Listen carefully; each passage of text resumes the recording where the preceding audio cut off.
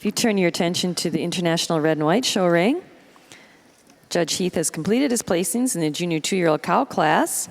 We'd like to ask the juniors to take a step forward, be recognized for their efforts.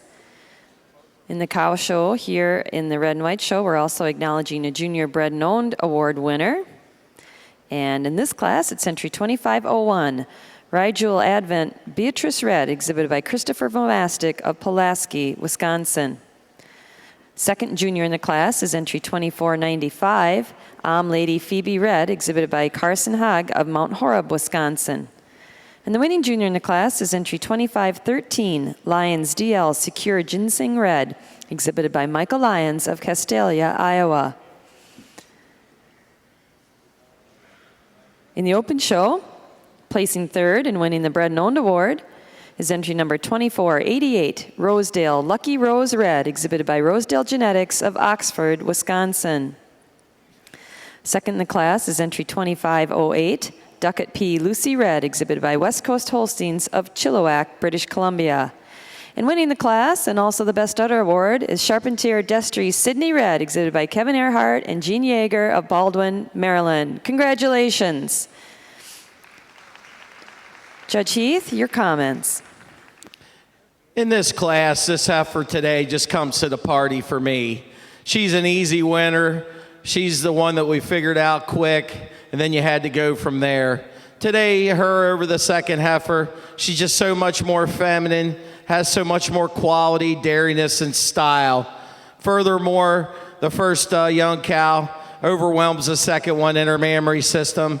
The four udders tied and laid in there smoother into the body wall. I like the way the front teats are underneath the udder today, and she has more pop at the top of the rear udder. I also like the hardness of loin and the more desirable slope from hooks to pins in the first young cow. Second cow over the third cow, when you get them in line, she just holds herself together a lot nicer up through that front end. She has more lift and run to that front end. She's wider through that chest, wider through the hips and through that pin region. Just has more total width and power all the way through. She has more bloom to her udder and more width through that midsection of the rear udder, and just a little square tracking from the rear. The third heifer over the fourth heifer, I like the length and smoothness of the fore udder.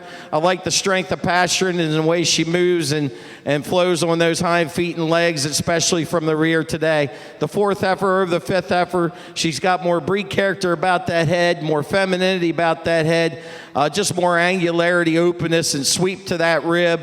A cow that just has a nicer shape to her rear udder today than the cow in fifth. The cow in fifth over the cow in sixth today. She more types in a little nicer to the class here today. She has more total frames, more width and power, depth and spring, just more squareness of her cut today than the high style cow coming out in sixth. The cow coming out in sixth over the cow coming out in seventh. She just has more quality, more balance.